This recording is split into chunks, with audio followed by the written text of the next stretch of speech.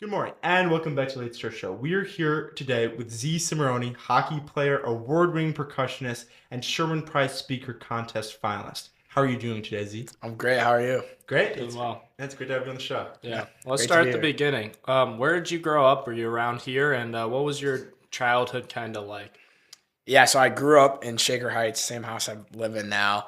Um, I have an older sister, younger brother. My younger brother goes here. Uh, Dog named Archie. I went to lower school. I went to St. Dominic's till fourth grade. Then I moved to Shaker for fifth and sixth, and then I came here in seventh grade. Been here since. So As a kid, what kind of like hobbies or activities were you into? Were there any kind of early things that really kind of took hold? Sports definitely. I played hockey from when I was like really young. I think I was 4 when I stepped on the ice first. Played lacrosse from fifth grade on. Played some t-ball. I played soccer for a while. Um, yeah, sports, school.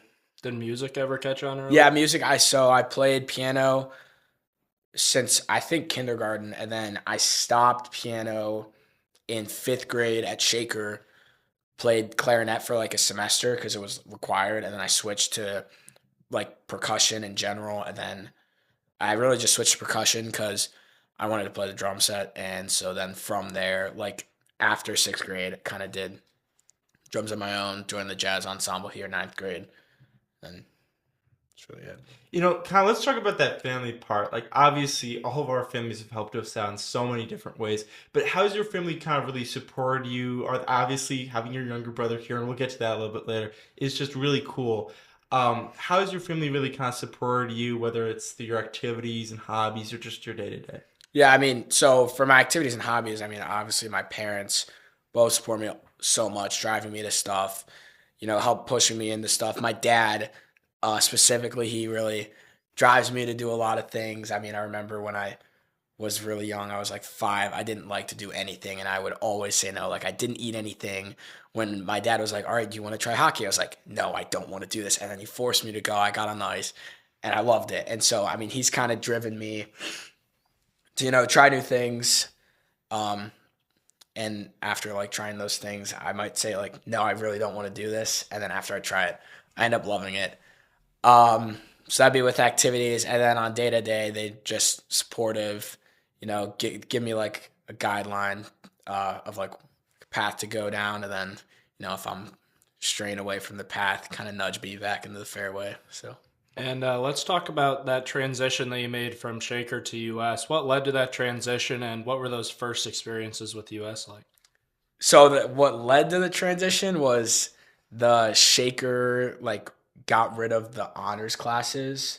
That was that year that they got rid of those. So my parents were like, okay, here are like the classes I was in. I was in like 2 advanced classes, I think. They're like, all right, what are your favorite classes? What are your least favorite classes? And my favorite were like the ones I was in the advanced classes, and then my least favorite were the ones where I wasn't in the advanced classes because kids were just in there goofing around. There was no learning getting done. So then going into the summer, my parents were like, all right, he's not gonna like school next year with all the like base classes that he already doesn't like there. So they were like, all right, US has great education. So we moved in. We came in blind, like I didn't shadow or anything. I remember I just walked on. My dad was like, took me to the lower campus. I live really close to there. And he was like running me down the whole advanced class, baseline class. And so like after that night, we kind of decided like, okay, we're gonna try US, see how it is. Didn't chat or anything. Came in seventh grade, which was COVID, so that was weird. First year back was like when everyone's in masks, 6 feet away. You've got the plastic shields up when you're eating lunch and whatnot. Um, it was weird, but it was good. Everyone's friendly here. You get accepted in the community really quickly, so it was nice. Let's talk about that sense of brotherhood. Did you kind of feel that really, really early on, and how's that kind of advanced for you throughout the rest of high school? Yeah, early on, just meeting like friends.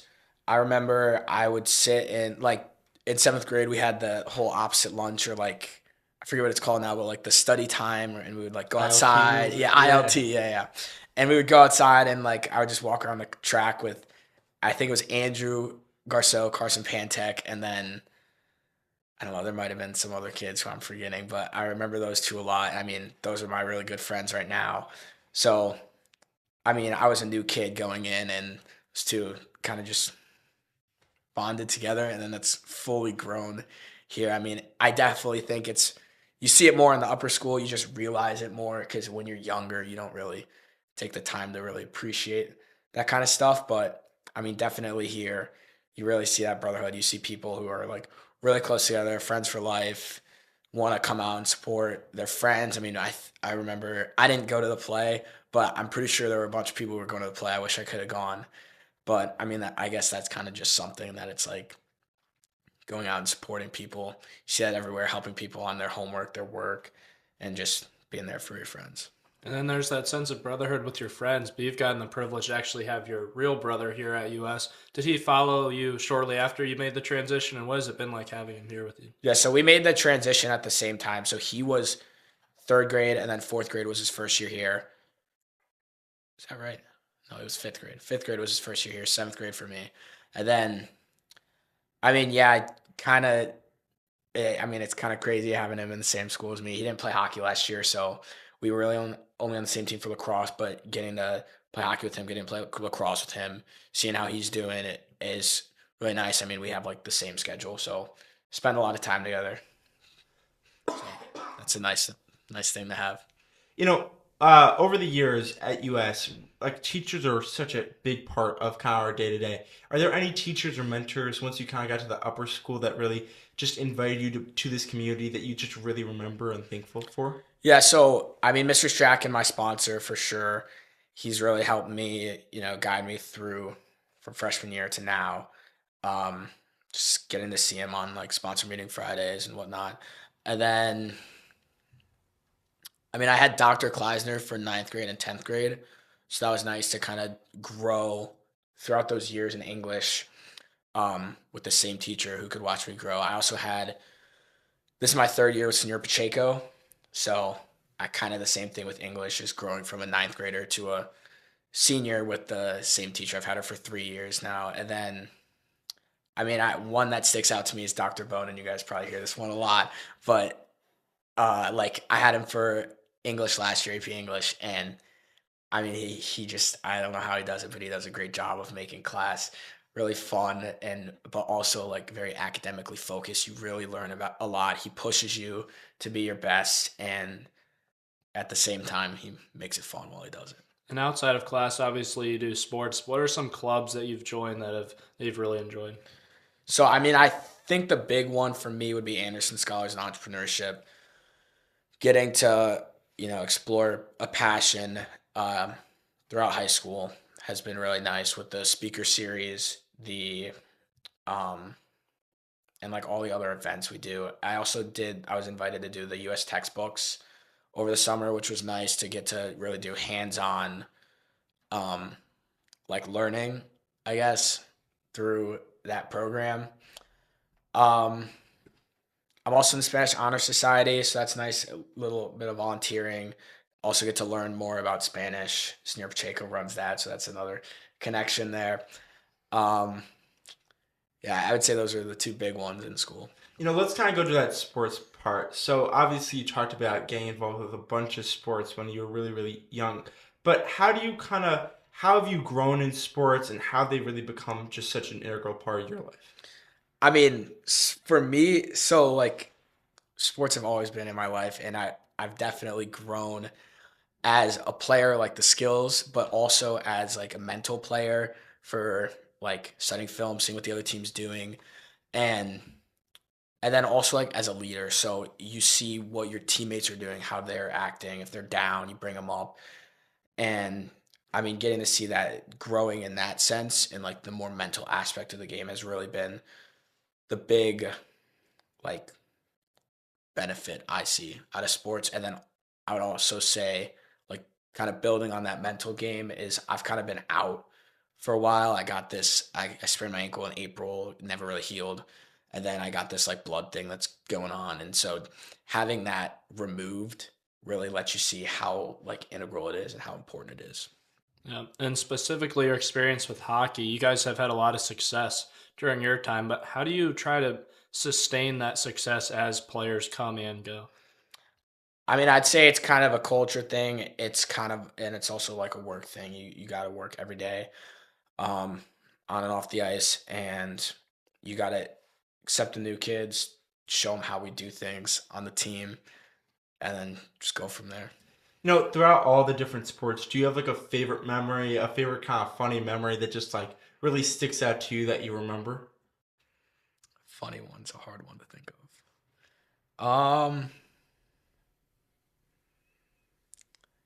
I mean, I when I think of a fun part in sports, I immediately just jump to the locker room, and there's not a specific thing that would stick out there, but I mean, just thinking about how loud it is, everyone's talking, everyone's having a good time, a bunch of laughter, and I mean, I guess that's what sticks out to me when I think of memories. That's what I'm gonna remember 10 years from now. What's your favorite student section that we've had at a hockey game?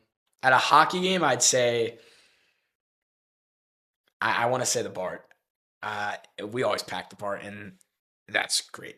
I love that. And then this is kind of going off that, but for in general, I'd say that the lower school football game, that was so fun. Oh, sweet. That was really cool.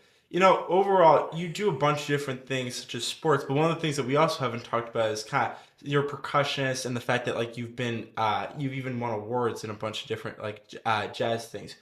How do you first kind of get interested in like music more specifically, and what was the real change from when you were playing it when you were younger to now?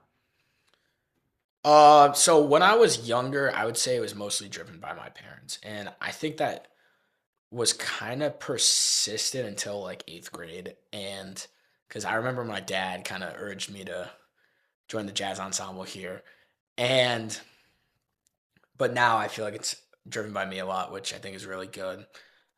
Um, and then I mean, music, I just love it for like a bunch of reasons. Like it's like it's a very creative thing to do, especially jazz where you're soloing, you're making stuff up. Like I get a piece of paper that's got like a form, and then over that there's no like set thing for me to do. I kind of just get to do what I want, which is really nice. Um, and then music, I mean, it activates like a different part of your mind, which is really great. It's not like the same as your normal academic subjects. It's going to activate like that creative part of your mind, which I think is really cool. Yeah.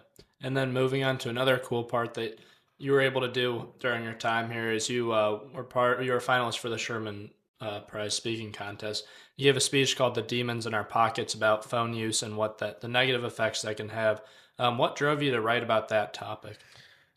I mean, I think what really drove me to write about that was my own experience. I think ninth and 10th grade, I was definitely on my phone a lot. And then going into 11th grade, I picked up a really hard schedule. And I knew that in order to get through the year and like be able to accomplish stuff academically, I would need to really focus and really not be on my phone. And it actually wasn't really hard. Once you're really busy and you find other things to do, it's really not that hard to put your phone down, because the stress of an A push quit test tomorrow, or the stress of a physics test tomorrow, is gonna drive me to actually do the work versus to sit on my phone and scroll on Instagram. So pretty much my personal experience of really putting my phone down was kind of what drove that. Being on that stage, especially in one of the biggest events for kind of like a high schooler to go through with so many people kind of watching the crowd, what were like the nerves like in that moment, and how did you kind of just give that speech and still look so calm up there? I mean, I think so. There are definitely nerves. You're sitting in the seats by the steps to the stage, and you're like, God, am I gonna freak out? I'm gonna be shaking up there? But I think what really calms the nerves is practice, and that's really it. I mean, this is separate from Sherman. I gave a thing for Anderson Scholars, a little like elevator pitch, and I got in there. I had a little note card with like 5 points I wanted, and I had like kind of had a script, but like I didn't really have a script. I didn't have it memorized fully. It was like there, and I got in there. I said the first like 5 words of the script, and I forgot what the next words was. I froze. I sat there, started shaking. I was like, I don't know what to say. And then they let me reset. I remembered it. It was fine. But the contrast there is that I didn't practice that much for that elevator pitch, and I froze, and I was stressed. I was shaking in there. I froze. Versus the Sherman, practice a bunch. You got the script there, which is helpful, obviously. But if you just practice, you know what parts you struggle with. Really focus on those when you're up there presenting. And I mean, that's kind of what calms the nerves, in my opinion. One of my classes with Dr. Yoder this year, we're going down to the lower school to give a presentation on phone use and the effects of social media. If you could talk to those kids down there because they're, just getting their phones, just getting into social media, what would you say to them? I mean, I think I'd kind of say the same thing I said in my Sherman. I would really try to urge them not to use their phones because, I mean, I think it's especially bad for the younger generations because they're really growing up and the phone use is just skyrocketing, and then growing up in a society, that's all you see, that's all you mirror. Like you mirror what you see. And so, I mean, kind of just showing them harmful effects, and then how to fix it. Let's kind of go to having a brother at US. Like obviously you've talked about he's younger, so you're kind of the older brother, kind of guiding him through. How does having a brother at US really influence your own experience here, and what have you learned from him, and he's learned from you? Yeah, I mean, John is really smart and he's really like accomplished, and so I mean, I guess he kind of motivates me seeing like I look at him and I'm like, okay, where was I 2 years ago, and where is he now? And I mean, I definitely think he's got me beat. Um, But I think the whole brother thing adds another layer of what I'm doing, that just knowing that, I mean, I hope he's looking up to me at least, but knowing that there's someone looking up to me, it makes my actions just like matter more. And you also have a sister. What has that been like, having her be older than you two and being the younger brother to her? I mean, I'd say I just look up to her. Um, and she's like really helpful for a lot of things, a lot of like academic related things, college process, a bunch. I mean, she came on like everyone, when you think of a college tour, you're like, I do not want to go on a college tour. And she came on a week long of college tours with me and my dad over spring break. And I mean, that just shows how much she cares, how much she wants to help, because she just wanted to like be there, see what I'm thinking, help me out, give me some guidance through the whole touring process. She's been giving me guidance through the process in general. And so, I mean, that's really nice, very helpful. Definitely look up to her. Speaking of that kind of college plan and going through those, obviously you're in your senior year, so that's a lot of what you're kind of doing right now. Where do you kind of plan to go to college? Where you think you're studying? Obviously, we're kind of early in some of the decisions, but what are you thinking so far with that whole idea? Yeah, so I mean, when I was kind of formatting my list, I was kind of had two big things. One was academics. I really want to go to a highly academic school that's going to prepare me, teach me a lot. I also think a holistic education, activating different parts of your brain, kind of like the whole music thing. I think that's really important, teaching you to like think, ask questions. So that's one. And then two, I want to go somewhere that's like a lot of school spirit. And you got people who are going out to sports games, having fun, bonding together.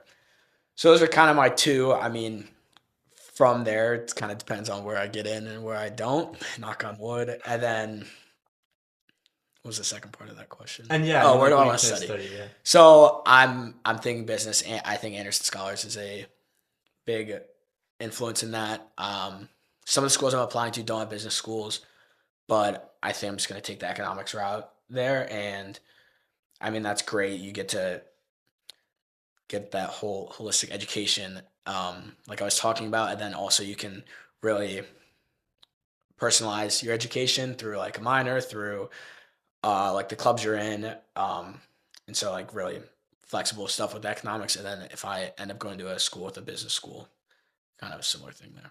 Do you have a dream job in mind that, like, if you could pick out 5-10 years, or really just waiting to see where life takes you? No, I don't have a dream job. I've kind of go with the flow. I don't really, not great at planning ahead. So I don't know if that's a good thing or a bad thing, but Instead of kind of planning ahead, looking just back on your whole high school career, just looking at US as a whole, what do you kind of hope that everybody really remembers about you when you graduate and kind of look a couple years from now and go, oh yeah, I remember Z because, I would say because he worked really hard and he was kind. I would love to be remembered for that, for as someone who, you know, put their best foot forward, let the chips fall where they fall, and then someone who, you can talk to, who will help you out. Um, it's just kind. And what advice would you have to give to a younger Z, or maybe just someone in that position who's a freshman just starting out at US and still have the 4 years to go here? I mean, I would say take risks. I would say enjoy it. That's probably a pretty common answer you get is enjoy it. But I would say take risks. Try new things, be different, kind of separate yourself from other people, and then just see where you end up. one of the things that we ask all of our podcasts or all of our guests every single podcast is what is your why? I mean, what really motivates you to get up every day, get at it, go to school, then go to hockey, then also playing the jazz band and just continually strive to be better and better? I'd say it's my love for the things I do, and then my desire to improve myself. So when I go to things I really like doing, like hockey, the drums, lacrosse, those are things like those are my break for the day. Those are the fun part of my day, and I just love going to those. And then when it's things that I might not like so much, like going to math class, going to English class, doing homework, studying for tests, it's more of a you kind of got to embrace the suck where you can't always do things you love. And that's the reality of it. You work to make tomorrow you better than today you. Well, Z, it's been great having you on the show. It's Thank been you great being so here. much for taking the time to share your stories and experience with us. And to our listeners, thank you so much for tuning in. And we'll hope you'll join us next Wednesday for the next episode of Late Start Show. Thanks, Z. Of course.